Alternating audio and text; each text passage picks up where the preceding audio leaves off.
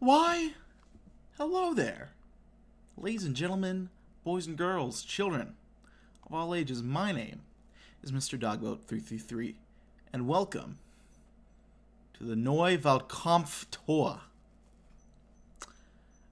This is the fancy European version, for those of you who can't tell, by the way. Last time we were together on the Neue Wahlkampftor, we were with a different type of W.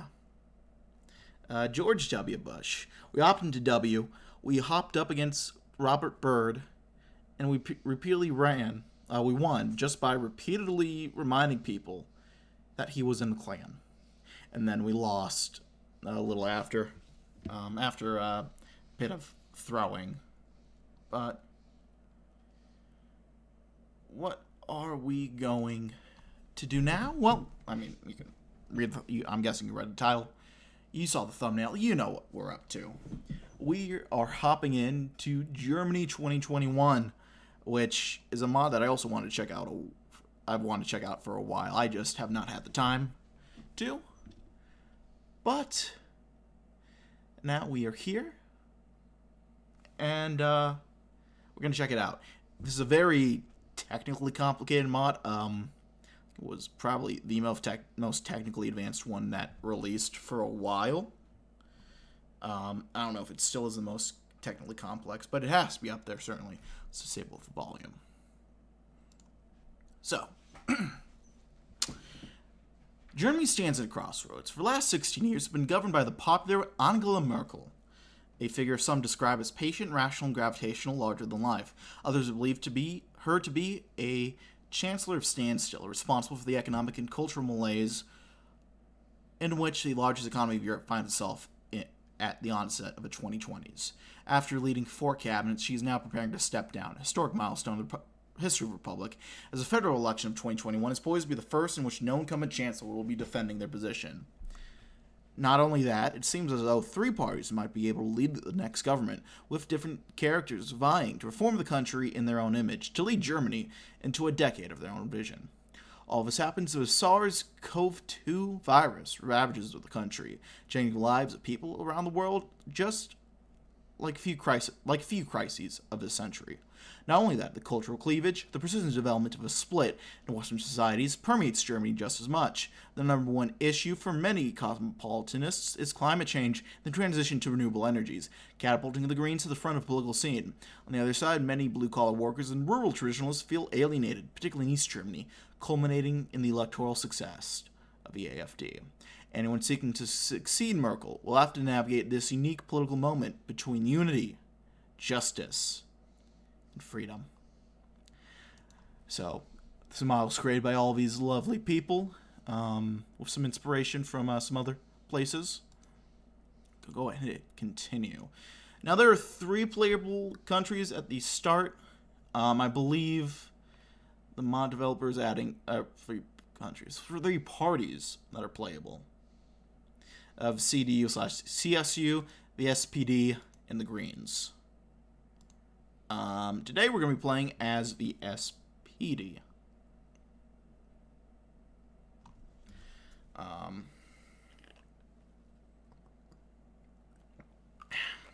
Sorry, I had to take a sip of pomegranate juice.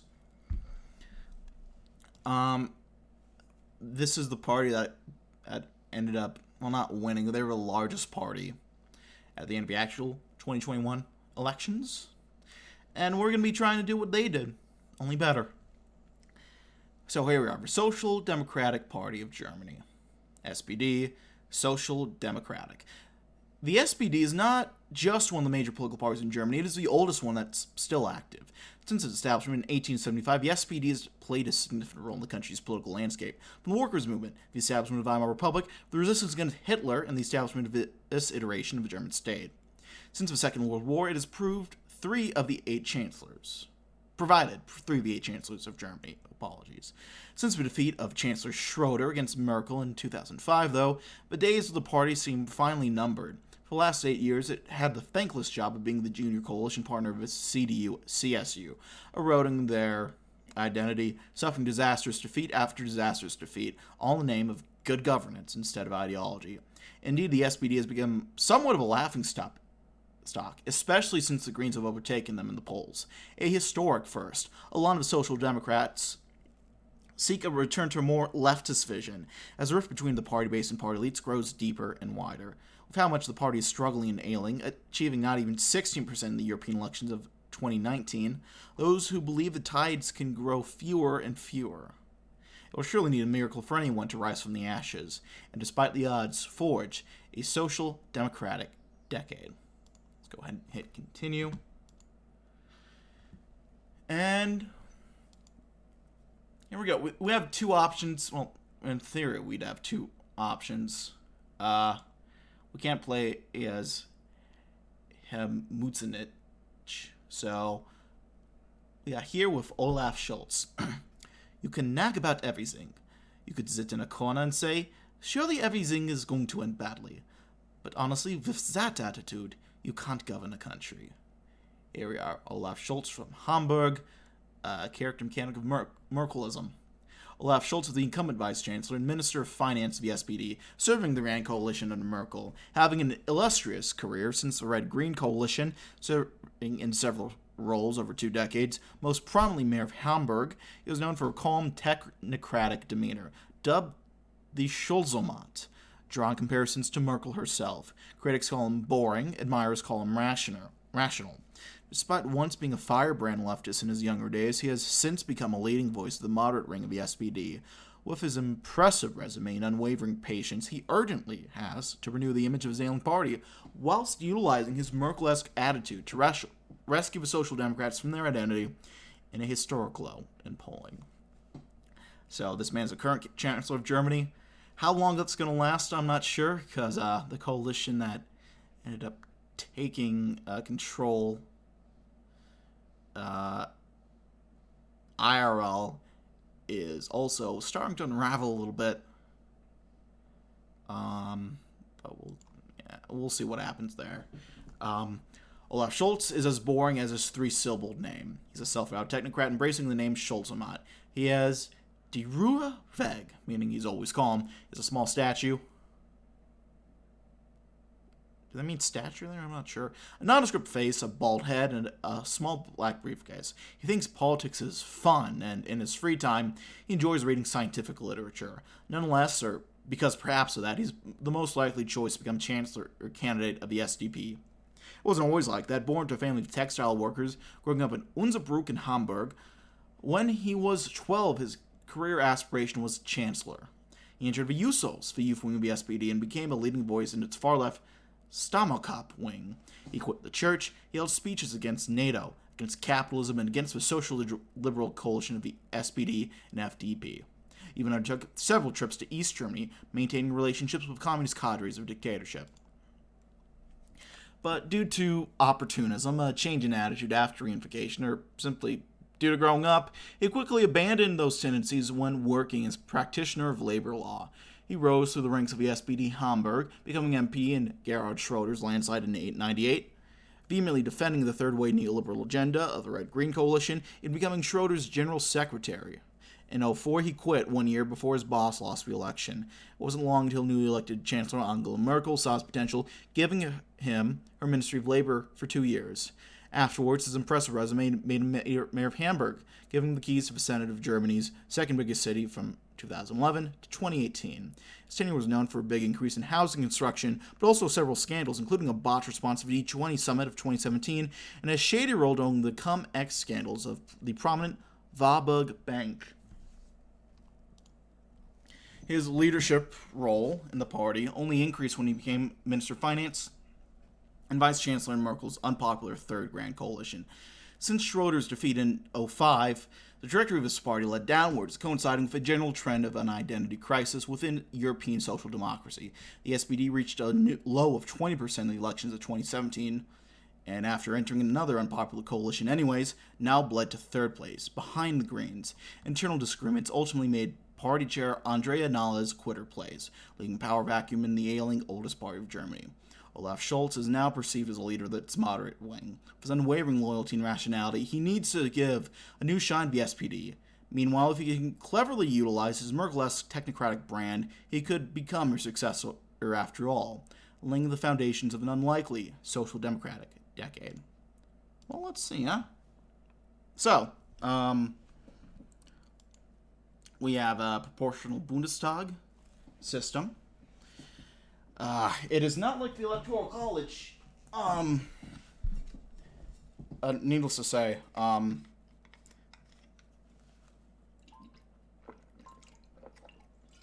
sorry, take a sip of water. So, German electoral system is quite complex. Each voter has 2 votes, one for a party and one for a directly elected candidate in their constituency. Theoretically, half of parliament is determined first past the post by these direct elections and half proportionally through the party votes, with seats allocated with a sant leguay, I don't know, it's French, I don't know how to pronounce that, method on a per-state basis. If a party receives more seats through the system than would if the parliament was elected by strictly proportional votes, they get extra overhanging mandates, and all over parties get compensatory mandates. Overall, all but 3 overhanging mandates get compensated. To enter parliament, a party needs either 5% of the proportional vote or win at least 3 districts. The purpose of the game system has been simplified. Only proportional votes have been simulated, though there are some heuristics to guess the number of constituencies won by parties where this is relevant. We have some difficulty options. Campaign is just a game. Coalitions come in at the end. Advisor mode lets us hire and get rid of people. And we get tooltips, which are pretty cool. Since I like to read everything, I'm going to get plenty to read, let me tell you. And we'll keep normal coalitions, normal campaign difficulty. Let's get to it.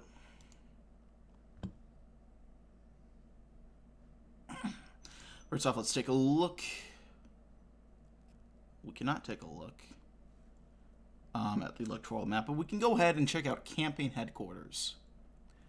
So these are the current predictions. We're at 3rd place, CDU, CSU, 30% Green Party, 19% SPD, 15.5%, FDP, 12% AFD, 10% other parties, 25%, and the left, 5%. So we have some likely coalitions at the start. So our mechanic is Merkelism, which we can go and read that real quick. Well, there seemed to be a certain wind of change in the country. The Chancellor herself has high approval rankings.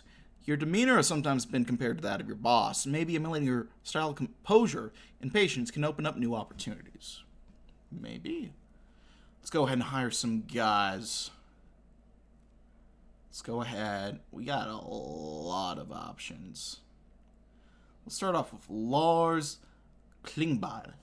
As General Secretary of SPD, Klingbeil can use his organizational resources and skills to help you win the nomination and afterwards, the election. And we can also go ahead and hire someone else. Let's do Rolf Bossinger. He's a ministerial secretary under you, providing you with valuable ideas and advice on fiscal topics.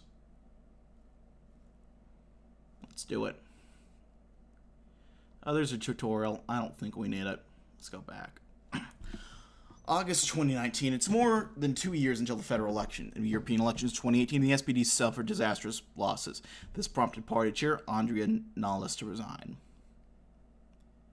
Chair of the Federal Agency of Work since 2022, was the SPD party chair from 2018-2019 with an illustrious career preceding it. It was pretty controversial in the party, suddenly frustratedly quitting her leadership position in 2019 after catastrophic results in the SPD in the European elections.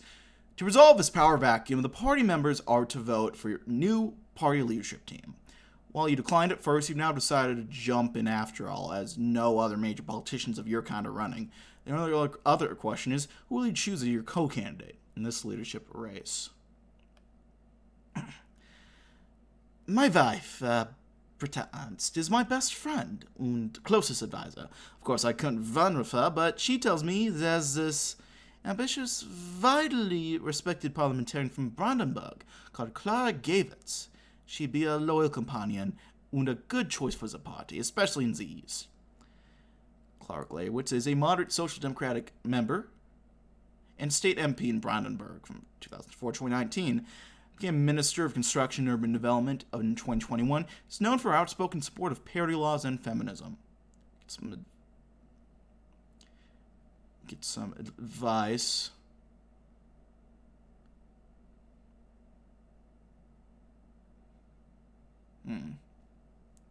Let's see what Lars has to say.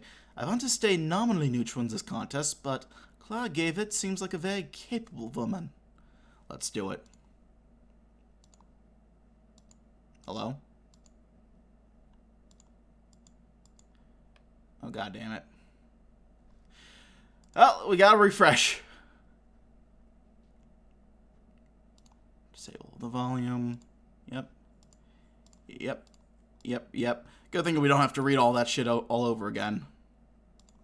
Let's hire these guys again. Let's get Rolf. Let's get Lars.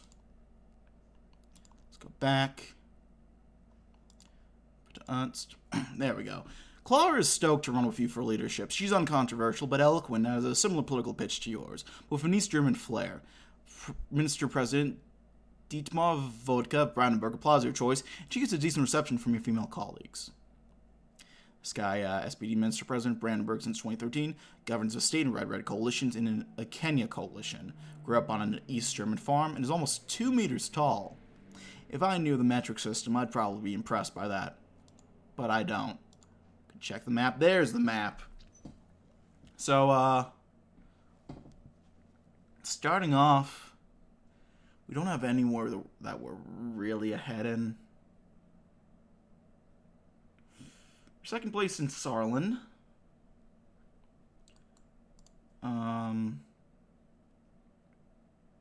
Second place in Mecklenburg-Vorpommern.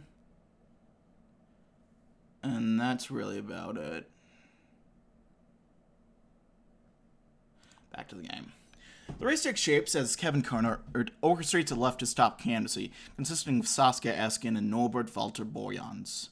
With 8 notable duos running, there'll be a runoff deciding between the final 2. You and Karl Gavitz quickly becoming the leading choice for much inside the SPD. What approach do you take to convince the party members to vote for you? There's a lot of names right there. Okay, he was from the USOs, quite left-wing, came to national prominence for his opposition of Grand Coalition, several controversial statements on reappropriating B&W. Influential, being one of the masterminds between the Nawabo Esken leadership victory. Well, that spoils what's going to happen. Even making up to the post of General Secretary at the end of 2021. Saskia, party co-chair, one day SPD leadership. But it's telling us what's happening. What the hell? Alongside Norbert Walter Borjans, supported by leftists like Kevin Kunert, knowledgeable in digitalization policies, having worked in IT in the 90s. Not uncontroversial in their outspokenness on socio-political topics. And this guy, former finance minister of Nordrhein-Westphalia, we already know that they won. Known for passion in fighting tax fraud and crafting marble sculptures. Well, that's interesting. Anyway. We're kind of close in Brandenburg. We could probably close that gap decently quick. But until then, what approach should we take to convince party members to vote for me? I'm the incumbent Vice Chancellor and Finance Minister of Germany. None of the other candidates have my name recognition. I'll focus left on policy specifics and trust that being the most well-known candidate will carry me to victory. I can lead this party with the dignity it deserves. The attitude alone, the Scholz mat, didn't seem to hit the mood of the party. With centrist appeal, you lose in the second round of the leadership contest to Esken and Walter Borjans. While some call for resignation, you keep your job as Vice Chancellor and Finance Minister, although your position in the party is weakened by the affair. Does that help us at all? Not notably. One condition the SPD had for entering the Grand Coalition was that there would be an evaluation of government's accomplishments at halftime. The time for that is now. As Vice Chancellor, you get to make significant input and have considerable sway in the process, giving out low approvals all for the government and the SPD in general. Are you satisfied with the achievements of the Merkel-Ford administration so far? We've made good progress on a lot of projects. For example, by expanding the mother's pension. We definitely want to continue the coalition until the end of the term. However, after the next election, this country needs a new government, without CDU and CSU. This seems like a good compromise for all wings of our party. There we go. A lot of people, especially in your party, agree. The Grand Coalition was already an emergency solution after the Jamaica coalition talks fell through. Grand Coalition is between the SPD and the CDU-CSU. Pointing to some successes at least shows that how this wasn't a fruitless endeavor. Let's see how the next parliamentary majority will turn out. Right now, the CDU-CSU is still on solid ground. Take a sip real quick.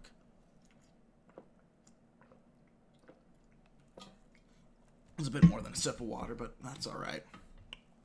2021, a disastrous start for the 20s of the 21st century. The coronavirus SARS-CoV-2 made its way from China to mainland Europe and the rest of the world, including Germany. The government's response, including state-coordinated lockdowns and mask mandates, has so far been sensible and popular, with the CDU experiencing a polling bump as a result. As Vice Chancellor and Minister of Finance, your own political actions are of grave consequence. What will be your focus in this unprecedented crisis? We need a precise strategy concerning the financing of appropriate measures. This includes modifying the debt ceiling in this crisis and taking on new loans. Let's get out the bazooka to provide for generous relief to ailing businesses and institutions. Let's do it. Your usage of the financial bazooka quickly becomes a favorable term of the media. Your decisive action gives you favorable coverage, shooting your favorability up in the positives, along with other government officials. Your reputation as a capable leader grows. Well, that's helping. I'm not seeing any notable poll shifts, but hopefully we'll catch up. We can also check out policy issues. Pandemic policy stance, climate change, foreign policy, economy, and urbanization. So we got a lot of people that are pro-NATO, some ambivalence, somewhat pro-Russia, ambivalence. A couple somewhat pro-Russia people. So pandemic policy stances. Since 2020, deadly and highly contagious coronavirus has plagued Germany. Restrictive measures implemented, combated, have shaped the Germans' lives for almost 2 years now. While resistance against lockdowns has been mostly relegated to cultural right, others finally wish to see an end to the pandemic. Climate change. The environment has been a topic in German politics going back to the 70s and 80s. Since the climate summers of 2018-2019, the state of climate change has been highly salient once more, catapulting the Greens in national prominence. Foreign policy. The scars of Germany's history have healed since 1949, but they are nonetheless deeply imbued within the national consensus or consciousness, partly due to the partition until 1990. While many now view Germany as the leader of Europe, others are much more weary of Western interventionism. The economy, Germany remains an economic powerhouse, but the prominent export sector significantly suffered from COVID. While people are generally prosperous, economic growth and modernization efforts have been somewhat of a slump, while East Germany is still far from catching up with the West. Finally, urbanization. The modern left divide between the cultural left and right in Western countries has increasingly become one between cosmopolitan city dwellers and traditionalist rural folk. Factors such as public transport, education, and the amount of refugees and immigrants often correlate with urbanization levels. Well, there we go. More than a year until the federal elections. Well, there are talks about the SPD already want to nominate a chancellor candidate. You and Rolf Mützenich, the leader of the parliamentary group, are the names mentioned most often. Saskia and Norbert invite you to talk. How do you want to convince them that you're the right person to become chancellor candidate? Let's see. They know who I am and what I stand for. While I recognize that the left wing of the party is a significant force, I'm in the unique position of passing reliable and pragmatic social democratic policies whilst taking on the role of Merkel's successor with my persona. That we can deliver a convincing win for our party. Seems as if it's acceptable to Saskia Norbert, and you get some centrist leeway out of it. Let's do it. Well, there is some pearl-clutching in the left wing, especially by Kevin Kuhnert. Eventually, you're chosen as nominee. Your relationship with the party leadership is cordial, and you're now free to run a campaign that's in tune with your persona. Glückauf, Genosse. Perhaps Saskia said it best when she called this an unexpected term. Despite losing the race for SPD leadership, the party's just nominated as their chancellor candidate. Also, it will be a while until the campaign gets going for real. The Social Democrats, for now, are in a disastrous third place. Even the party is doubtful that this is winnable, as do the press. In order to change that, how do you want to position your campaign over the coming months? My biggest asset is my competent persona. I don't want to get into policy specifics right now, so I want to present myself as a capable leader in my role as Vice Chancellor and Minister of Finances. I'm happy about the nomination, and I want to win. You're personally popular with German voters and consistently ranked as a competent minister. Let's hope it's enough for people to pull the trigger for your party as well. Remember, this is a parliamentary election, not a presidential one. Well, looks like gain a little bit. Getting a few extra digits in the poll. Welfare policy lies at the core of the SPD's identity. One area of particular salience is the recently introduced minimum wage. Currently, the wage floor adds up to €9.35, with a non-political commission deciding when it will be adjusted. In light of pressure from the base, will you promise to change that number? I want to organize a salary increase for 10 million fellow citizens. That's why we propose to raise it to €12, which would help low-income earners significantly. This is a red line for any government I would participate in. €12 seems like a good number, and almost the entire party seems to agree. There we go. Your position is in tune with what the party demands, rallying the Social Democrats to united cause. Insisting on this could be a hurdle in coalition talks, but maybe defining a clearer profile can ingratiate you to voters that left you over the last 20 years. That would work. 2021.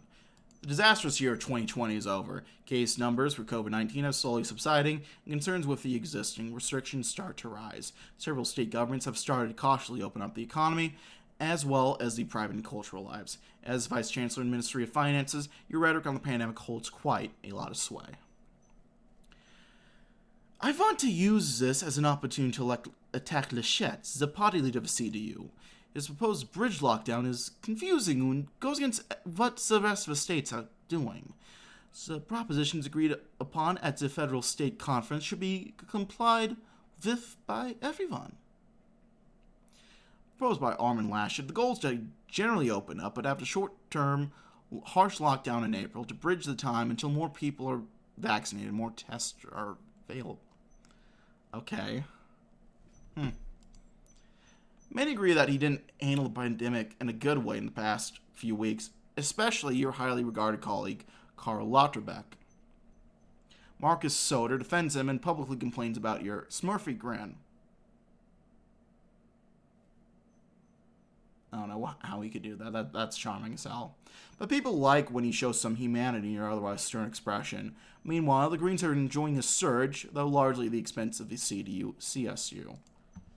No one's in stream right now, so I'm going to end the stream. Okay. You're invited to a talk show about immigration and refugees. Though tempers have cooled a bit since 2015, the discussion about Merkel's decision to welcome the refugees 6 years ago is still relevant, particularly for the AfD, who got driven into parliament on this issue in 2017. Germany is still a popular destination for many foreigners seeking a better life, yet the nation does not seem prepared for this. What is your stance? What stance do you take in this debate? I supported Merkel's decision at the time. He needed to take those people in to prevent a humanitarian catastrophe at the Austrian-Hungarian border. Today, though, we need to be a bit more mindful of European border security. To that end, we want to strengthen the EU border enforcement agency, Frontex. So, EU, you guys know what the EU is. Frontex, the European Agency for Border and Coastal Protection of the Schengen area, internally EU does not have a border patrols. There we go. This is a cautious but acceptable answer. Whilst nodding to both sides can keep old-school blue-collar workers from bolting, you do seem to disavow progressive ideas of multiculturalism. Maybe you don't need to encroach on the Greens' territory too much. March 21. Soon the election campaign is going to begin properly. The CDU lost some support due to their some of their MPs selling overpriced medical masks, but unfortunately the SPD barely profited from that. In order to change that, up until now, you've leaned into a moderate image, evocative of a Seiheimer thing of the party. So, that's centrist parliamentarians. During the 70s, support Helmut Schiff and counteract the leftward drift of the party.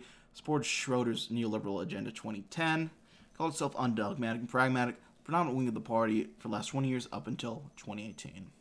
Party leadership in the USO seemed slightly peeved off by your centrist position. Is this something you want to continue?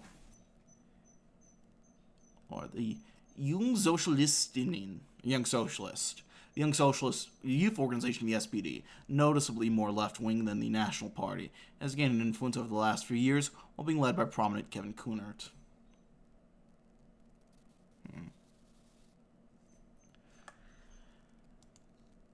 I do believe that good governance is our primary task as politicians. That said, I do seize the merit of his criticism from the left party. After all, I did lose to Nub and Saskia due to this trend. To keep our party united, I'm going to stand steadfast by our progressive platform, whilst utilizing my stately demeanor.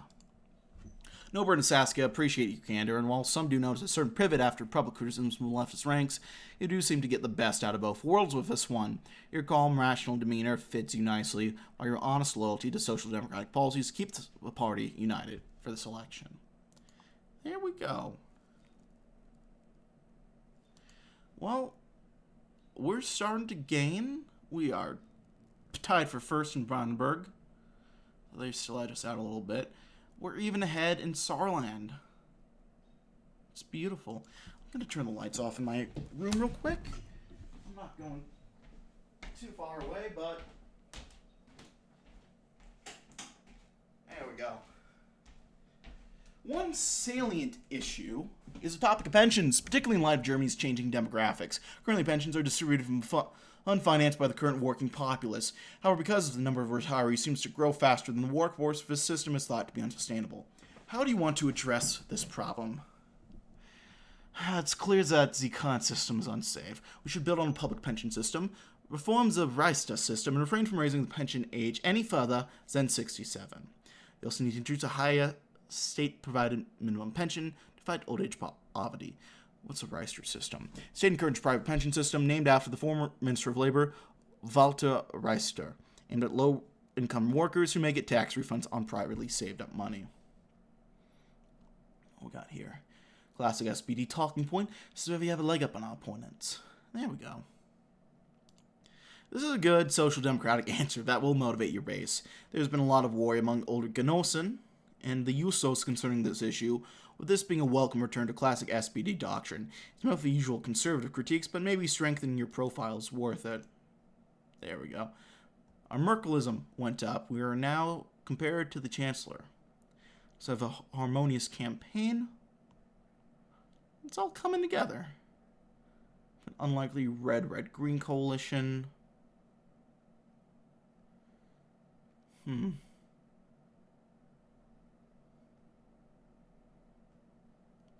Alright. In 2020, the financial payment provider Wirecard went bankrupt after massive fraud was discovered. Their allegations that the Federal Finance Supervisory Authority, organized under the responsibility of your Ministry of Finances, failed to intervene on time. Today, you're to testify in front of the Parliamentary Inquiry Committee about your role in this affair and your ties to the Wirecard leadership. Financial company which ran a bank until 2020 when they shut down due to several billion euros vanishing in thin air. Oh! This European Enron?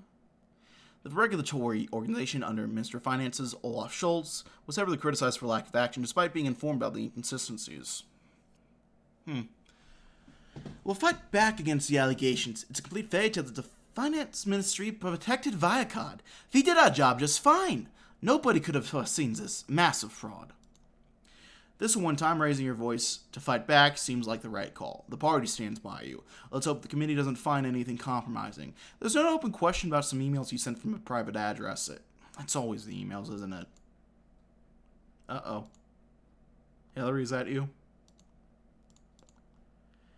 But we're hanging on pretty well. We're ahead in 3 states. And we're gaining. We're doing seat estimate-wise. Popular vote. It's not changing too much. I don't know if we're actually gaining anything. It's just the other parties are losing. But I think that's okay. After a bruising battle in the nomination between CDU leader Armin Laschet and CSU leader Markus Söder, the formers prevailed. Meanwhile, in much smoother and off-praise fashion, the Green Party selected Annalena Baerbock as their first chancellor candidate. Both of them are way ahead of you in the polls. What's your strategy regarding your opponents in this novelty three-way race? Let's be honest, neither of them should become chancellor, and I'm going to call that out. Laschet doesn't have the temperament to lead the country, while Baerbock is inexperienced. Both won the nomination against much more popular individuals. I'm a more capable leader. I will be forceful in proving that. Voters tend to agree. They'd vote for you if they could directly elect their chancellor. Sadly, they can't, and many aren't convinced of your party just yet. And aggressive style runs the danger of poisoning the political discourse, but possibly benefiting extremists. You do gain a bit, but Baerbock is still the main alternative against the embarrassing Laschet. If we're gaining, we're gaining. We lost a little bit of Merkelism, though. Well, a topic that comes up from time to time during this election season is the relationship with both NATO and Russia. Historically, SPD has always been somewhat dovish, although not veering away from the mainstream, except for one. Gerhard Schroeder, former Social Democratic Chancellor, is repeatedly criticized for his close ties to Vladimir Putin. Do you have anything to say about this?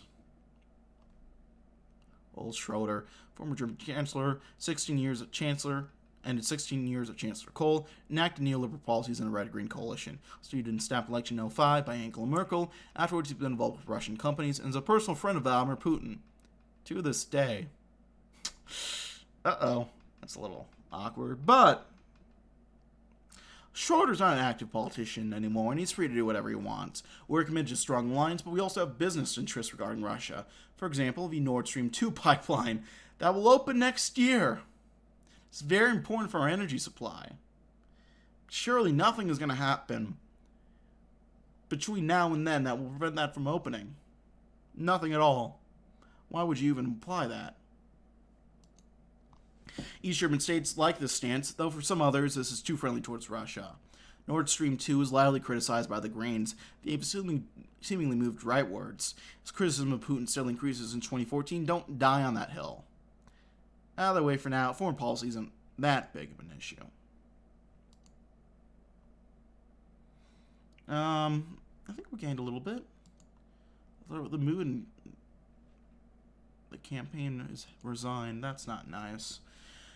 Another shock for the Grand Coalition, the Federal Constitutional Court just ruled that the current Climate Protection Act is unconstitutional and demands government do more to lower emissions. The cabinet now has to go to work to make the law stricter. Minister of the Environment, Svenja Schulze, invites you to co-sponsor the initiative for the new bill in your role as government official. 15. They can now quickly correct the mistakes we made when writing the original version of this law. Back then, the Union parties stopped exactly the things that had to be in the law according to the court ruling. Now, the CDU-led government wouldn't just miss climate goals, but also endanger Germany's prosperity and economic success. So, okay, so yeah, this is their, Supreme Court Climate Protection Act. Klimaschutzgesetz, originally enacted by the Grand Coalition in 2019, promises to uphold the goals by the Paris Conference and lays down the concrete goals for CO2 emissions until 2030. Well, there we go. You're putting the CDU in a difficult spot here. They can't really challenge you on that critique. They're forced to act nonetheless. A new climate protection law is devised quickly. When the new vision is passed, the SPD gets most of credit. There we go. And now we're actually gaining seats. Although the AFD is gaining in the East. That's a little awkward. You've been invited to a talk show about fiscal policies, a specialty of yours, considering your job. Part of that topic is a so-called Black Zero, and its mandate of a debt-free, balanced budget. The left, the Greens, and your party are calling for more investments paid for by taxing the rich and taking on debt. The parties on the economic right expectedly being on the opposite side of the spectrum. How do you want to frame your position?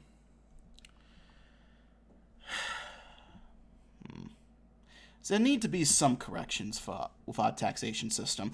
I think it's correct if people with a high income, such as myself, paid more taxes, raising the cap to 45% for the upper 4%. Meanwhile, 96% of taxpayers will experience reductions. Mass reductions for corporations like the union is demanding are unacceptable, looking at our debt.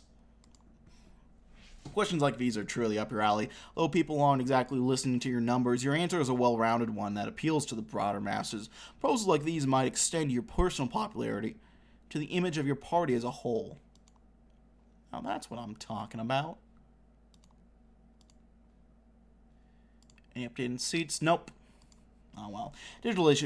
Digitalization is an important topic in selection, with Germany often perceived as surprisingly archaic in comparison to its neighbors, frequently seen in the tail end of statistics. Lockdown in the wake of the COVID pandemic have only made this more salient. What is the plan of the SPD? The state of digitalization in Germany is seriously embarrassing. All politics have to act stronger, clearer, and more demanding than before. I want a gigabit society. Every corporation, every craftsman, every farmer, and every private household has to have an internet connection of at least 1 gigabit per second until 2030. Germany is far behind in providing for fast and reliable internet connections or even cell phone reception in rural areas. Such a steadfast promise with a concise deadline is broadly popular and keeps you in contention on this topic with the voter groups you have to win. There we go. How's that doing us? I think we increased slightly. I'm not paying that much attention. I'm just looking at the colors. These are very pretty colors. Anyway, the Parliamentary Commission investigating the Wirecard scandal has finished its job and crafted a report. Reading it, you are not directly implicated, and how much you personally are to blame depends mostly on the party of the person asked. Nonetheless, the chatter about your involvement continues. Do you want to participate in the debate about this in Parliament? No rash actions. Let the union criticize me. Other members of my party can defend me just fine. I'll wait this out patiently. The attacks by the union are relentless, but your party defends you diligently. As partisan fault lines appear, voters are confused, and the matter mostly fades from public consciousness. After all, you're not the only one struggling right now. Baerbock is losing a lot of popularity due to a scandal surrounding her CV and unreported earnings. Speaking of that, seat estimate. We lost seats from that. That's just annoying. One of the more salient issues in the current political landscape across the Western world is the question of rents, particularly for younger voters. Most economic and educational opportunities increasingly lie in the big cities of the country, where rent is constantly increasing, to the point where it becomes a serious political question. What's your answer on the housing issue? First off, the guide I'm looking at is telling me I need to fire Rolf, so I'm firing Rolf. And we're getting in. There we go. Putin's best friend, Gerhard Schroeder. If you're someone who knows how to use natural disasters for electoral gain, it's former chancellor from Lower Saxony. Let's go back. So, anyhow, we need to emphasize creation of more social housing, built by modern standards, available for those who need it most. For families, we can make buying empty buildings in the countryside easier for young people, as we do in North Rhine-Westphalia. Furthermore, we need to fight land speculation and close tax loopholes. This is a good, realistic plan to deal with crisis for the NRW project. North Rhine-Westphalia, I was right, was even introduced by your state party. Left is a bit peeved you won't take a harder stance. You're still using the logic of supply and demand after all. But harsher plans like rent controls could be unconstitutional, as ruled in Berlin recently.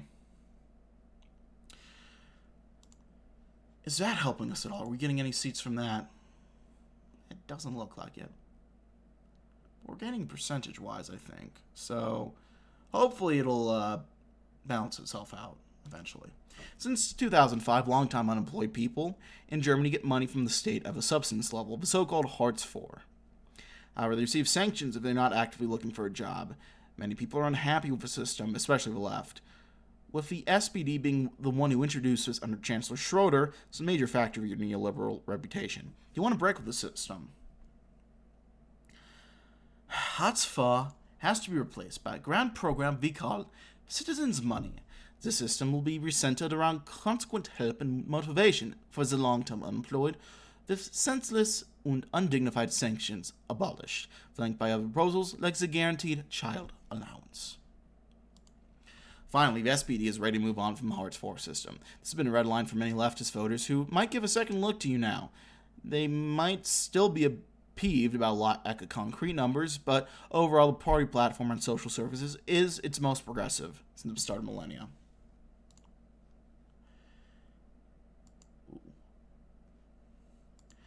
July 2021, catastrophe hits. The meteorological low-pressure area burned Central Europe and made several rivers burst over their banks. Disastrous rain and floods are affecting large areas of Germany.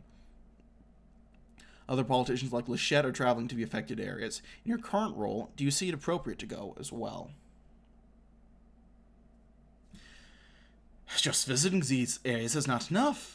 I have to get in there with the rescue teams. I want to be seen as a man of action with rubber boots and shovels and all. Give me some cameras and some impactful photos with the local fire departments.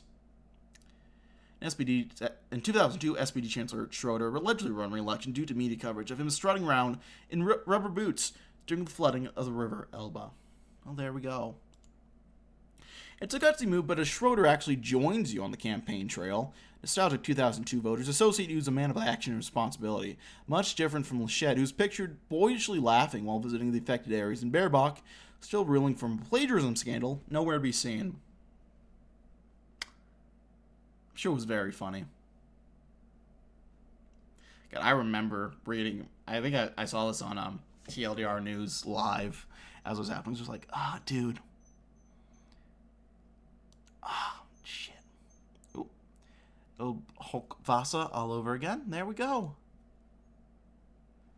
See, look. Oh, there we go. We gained big time from that. That is beautiful.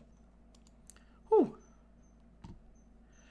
Alright, I think with that, we can go ahead and get rid of Schroeder. And we'll hire on Raphael Brinker. This marketing director has some splendid ideas to shape your image. People will see you as chancellor material in no time. Post-flood cleanup operations going on as the full devastation of the flooding becomes clear. 220 fatalities, 186 of those in Germany. The deadliest flood since 1962. In the wake of catastrophe, some of the discourse has returned to man-made climate change and its effects. Do you want to involve yourself here? It's clear that... That's the wrong one. It's clear that climate change has had something to do with this. But let's just fly under the radar. We don't need to outmaneuver the Greens. Right now, helping the affected people and getting them the financial aid they need has a high priority for me as Minister of Finances. It might be baffling, but as Laschet and Baerbock bog themselves down in another fight over climate policies, numbers just keep rising and rising. People seem to like your patient, moderate style, and your focus on doing your job instead of campaign rhetoric. Polls show you overtaking both candidates in direct personal matchups. Look at that. We are now tied for the biggest party out of all of them. And we are taking pretty big control in a lot of these places. I doubt we'll overcome in Bavaria. That's a big leap to make. But oh well. After early successes, the vaccination campaigns become sluggish in recent weeks. Most vulnerable groups have been taken care of, but some vaccine-critical or lethargic people have been on the holdout for their shot. What should be done about that, in your opinion? So there need to be strong incentives to get vaccinated. I'm advocating for offering a free broadcast at vaccination points to make COVID tests no longer free. If the unvaccinated want to go to the restaurant, for example, they'll need to pay to get tested beforehand. Some accuse you of wanting a rift in society between vaccinated and unvaccinated people. However, this is likely to be an effective measure to help the ailing vaccination campaign. A good vaccination rate can only help you as the only active government official in the race. There we go. And now, I don't know how they measure that, but we're at the top. A bit of a minor issue, but one that has gripped the imagination of many young voters, is the topic of cannabis. Currently, it is a controlled substance and illegal to produce, distribute, or own. In light of a worldwide move to criminalize or even legalize it, Verbot's legal. Episch. Legalize it.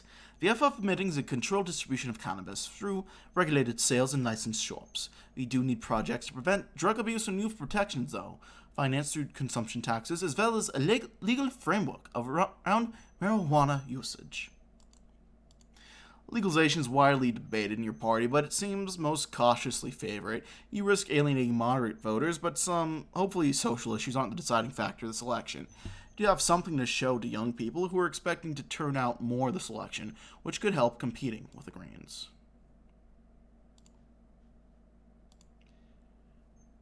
Oh shit, the SPD, the CDU is ahead now.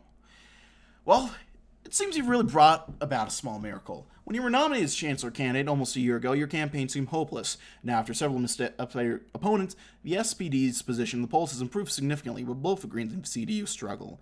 How do you wish to keep this momentum going? What we need in Germany is composure. There's no need to attack anyone. I'll simply keep doing what I'm doing and show myself as a calm, competent alternative. My promise is predictability. In a time where leaders like Boris Johnson, Erdogan, Bolsonaro, or Trump raise hell, this is the kind of politician people crave for. Until now, you've been more active and forceful than that, but maybe with the new circumstance of the race, this new image is worth it. The campaign is euphoric.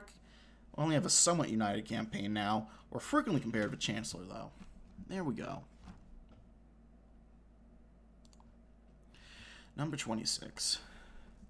As the election comes closer and closer, and as all cards lay on the table, the party wants you to concentrate your efforts on the campaign trail.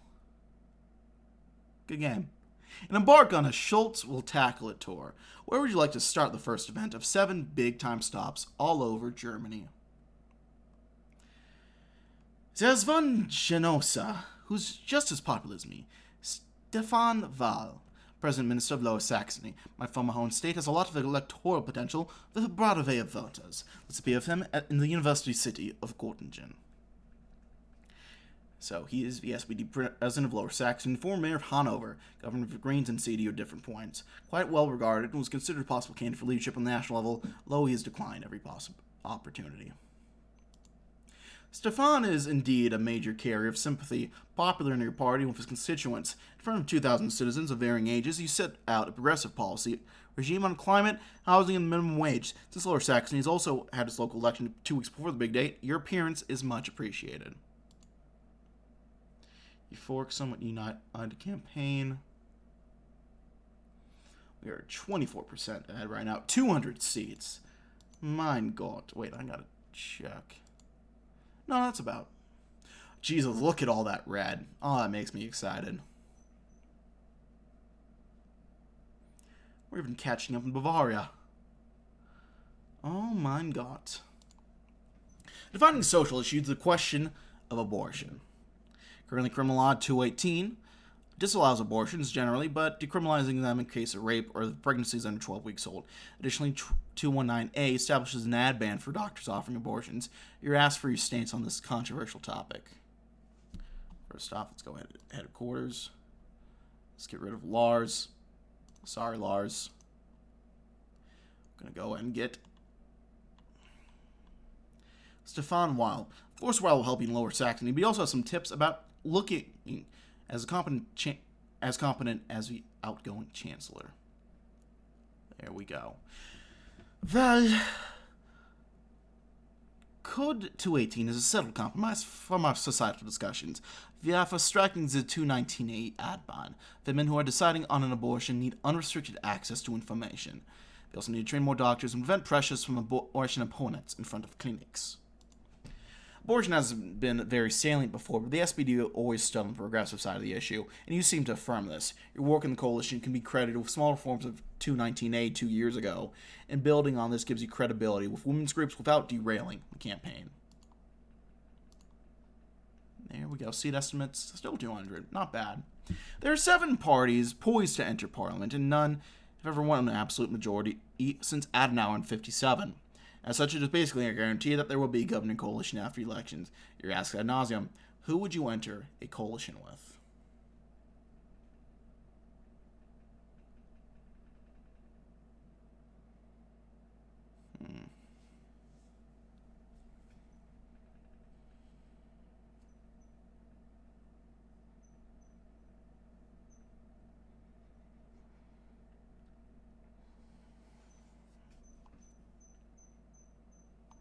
A change in government with a new beginning for Germany is possible. The chancellorship of Social Democratic has become a real prospect. One thing is clear. 3 GroKos back to back wouldn't be healthy for Germany's democracy. No one wants to continue this coalition after 2021.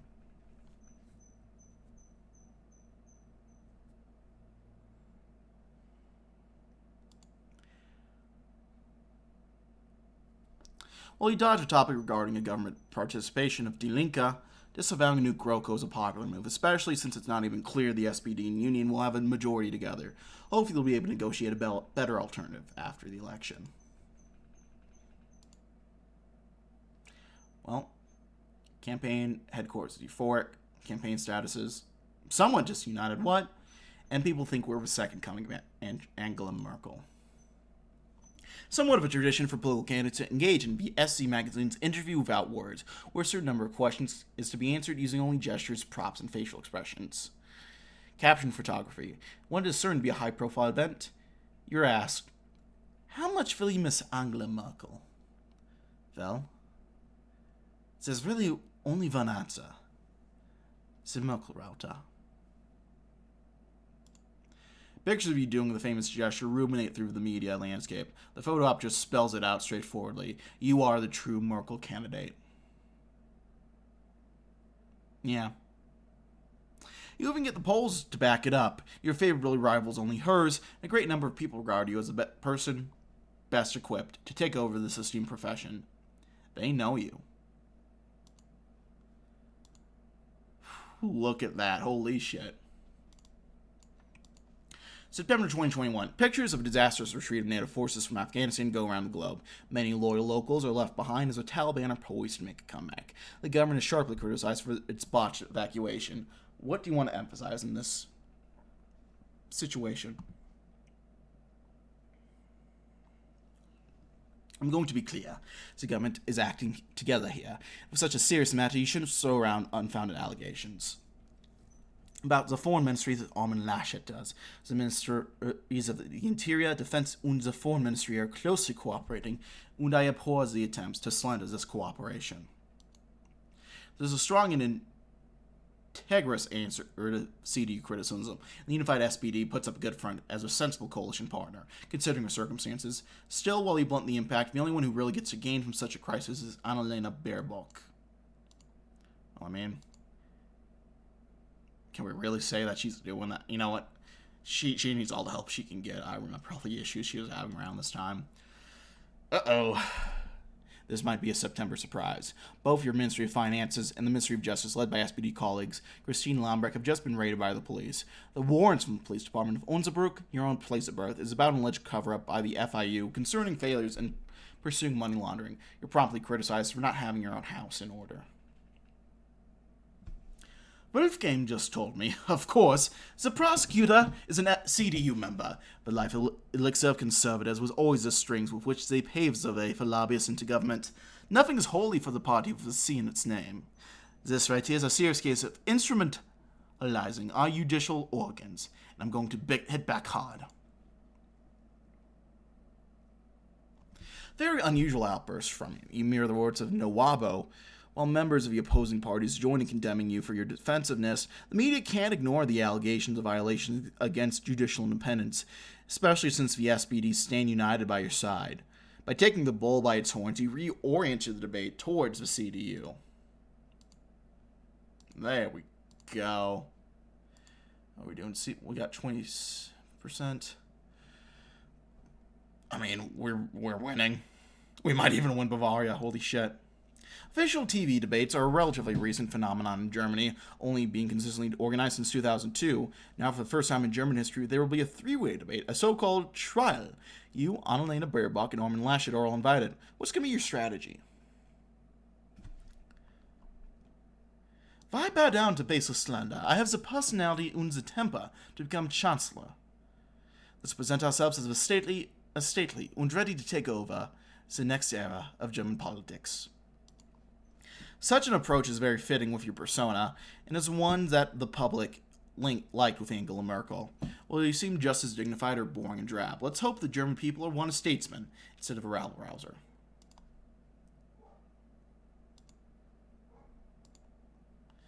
Well, the CD is picking up a little bit.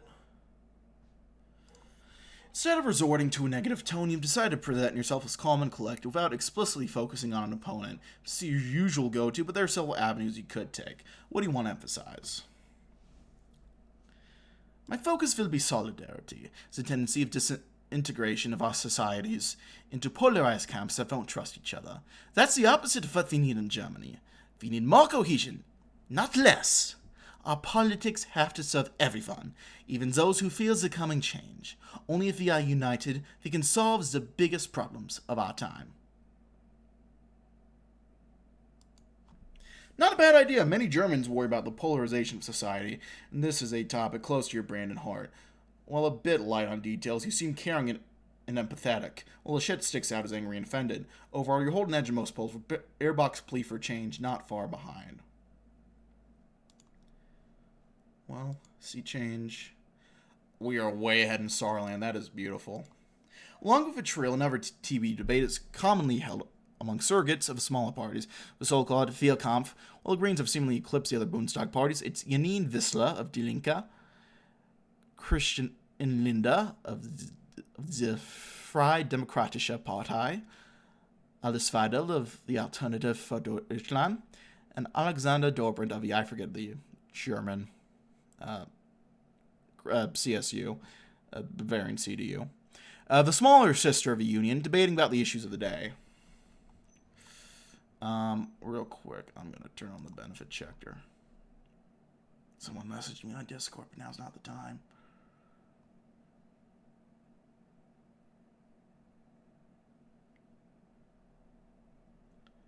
Yeah, let's do this one.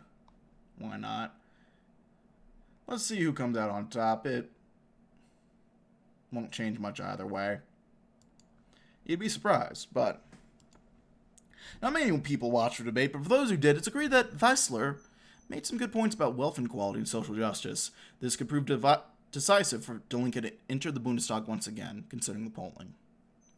Janine Wissler, party co-chair of Die Linke since 2021, one of the founding members of the SPD syndic group WASG, who split away from the Social Democrats due to the neoliberal party policies of Gerhard Schröder in 2005.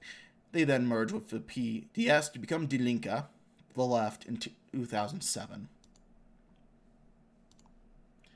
And then how are we doing seat-wise? We're okay.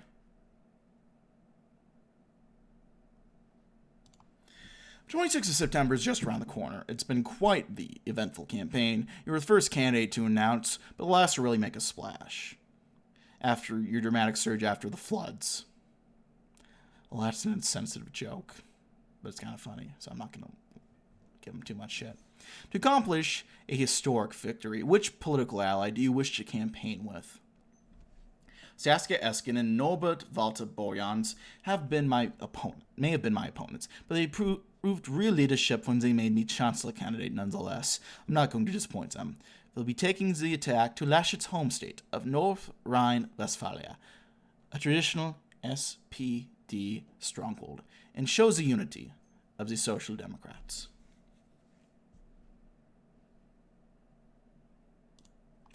The press really does have to admit the SPD may be as united as they haven't been since 1998. While Saskia and Nawabo are not the most charismatic speeches, Nord Rhine-Westphalia has a valuable electoral prize, and the renewed image of your party might help with potential voters to pull the trigger. When you return to Potsdam, the whole party is certain. Scholz will tackle it. Election night has arrived. Settle in and wait for the returns, however long it may take. So here we go. Time's ticking through.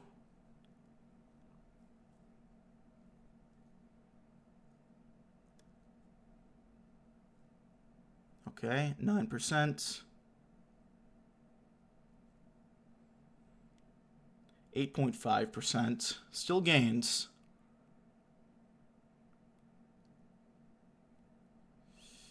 We're staying pretty strong at an 8.5% increase. 235 seats.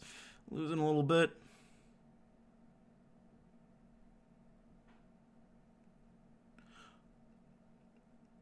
That looked way bigger than it was, but it actually isn't. It went down. It keeps going down ever so slightly. 7.9.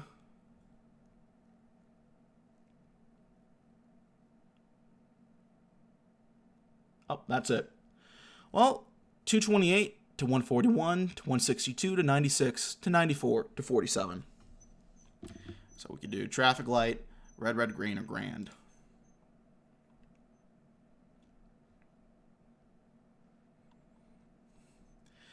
Dear viewers, few would have seen this coming just months ago. Under Scholz, the SPD truly returns to old strength and winning this election. You started out at 15%. 15%! Last time the SPD stooped so low was over 100 years ago, in the time of the German Empire.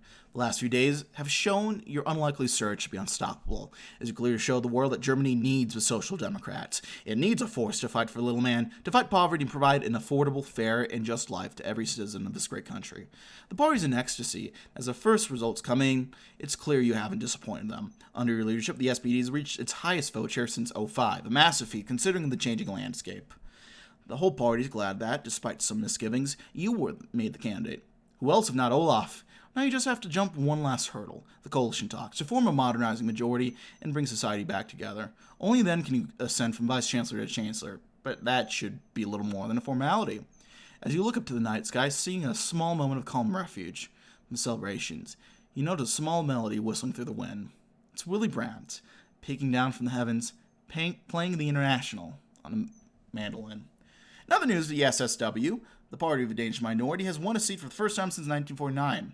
As a party of a national minority, they are exempted from the 5% threshold. Damn. 4.2 million votes, and all he got was one seat. Sad.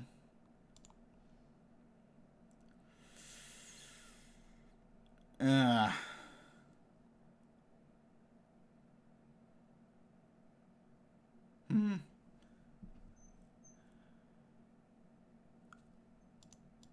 wanted to do everything I could to avoid this. Alright, well, in the Federal Republic of Germany, the parliamentary multi-party system demands coalition agreements between parties to conjure up workable majorities. It's time to negotiate.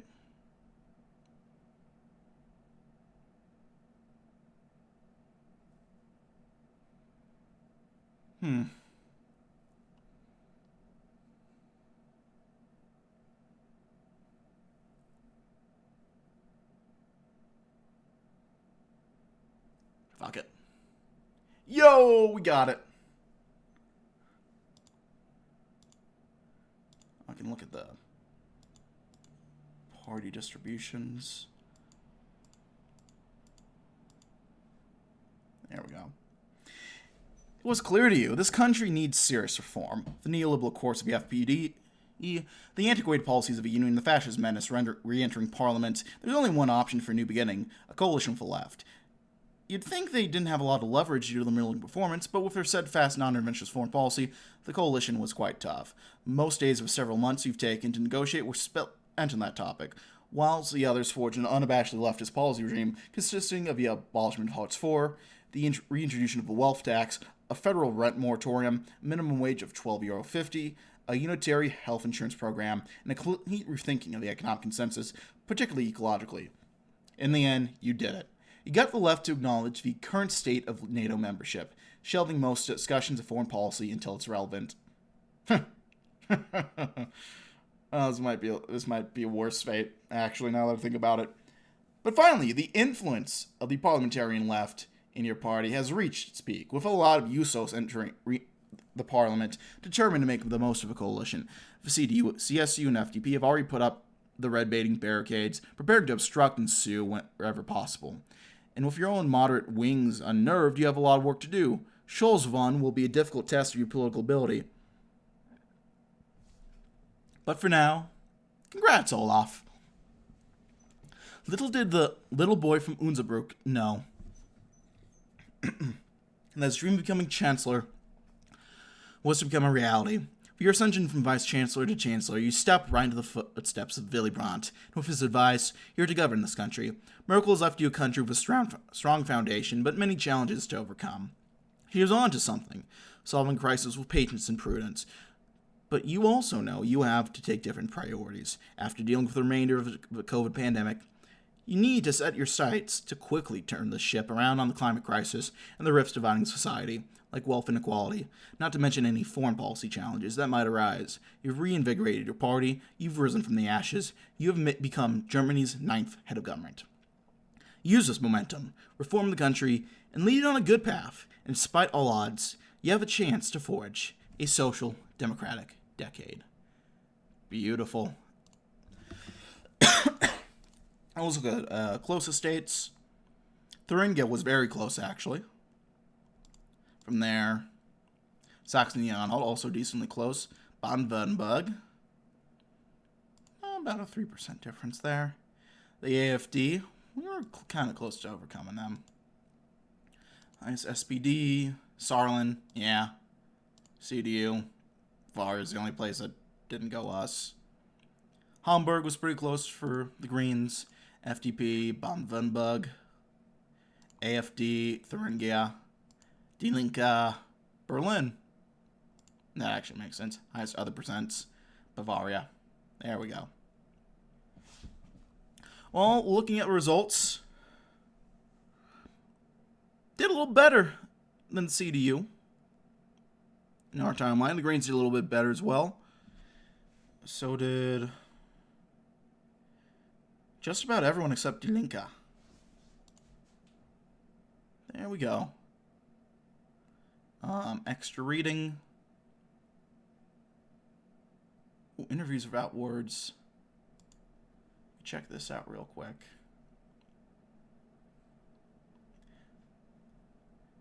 Ah, fuck off. Fick dich, Arschloch. Election charts. Also the 2017 election.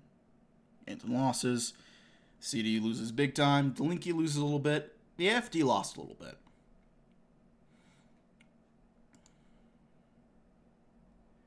And this is going to be the rough structure. 229, 47 from Die Linke, 129 from Alliance 90, the Greens. Run from the SSW. That's cute. Then the FBD, CDU, CSU, and AfD. Polling over time. Oh, this is very cool. Oh, yeah. So it's about question 21 that we really, things became very close. Oh, this is cool. I've never looked at this before, but this is sick. Anyway, that's going to be it for now, my friends. But, thank you so much for watching. If you like, leave a like. If not, feel free to dislike. If you have any comments or feedback, leave in the comment section below. I read all the comments again. Appreciate any all feedback. So if you want me to check out any other campaigns, I gotta eventually go on the backlog of the new campaign trail series. I said I was gonna give another look, but I haven't yet. But if you have any suggestions for countries or not country mods to play, let me know and I'll check them out. But hit the sub button, notification bell to keep updated with these uploads. I upload new campaign trail and stuff like that on Saturdays. I do main Paradox games mainly on the weekdays. Hearts of Iron 4, Europa Universalis, stuff like that. So if any of that interests you, hit the sub button and the notification bell to keep updated when those go up. And check out my various links, including Twitch, which this was partially filmed live on. That'll be it for now, my friends. I thank you all for watching. My name has been Mr. Dogboat333, and I will see you all next time. Auf Wiedersehen.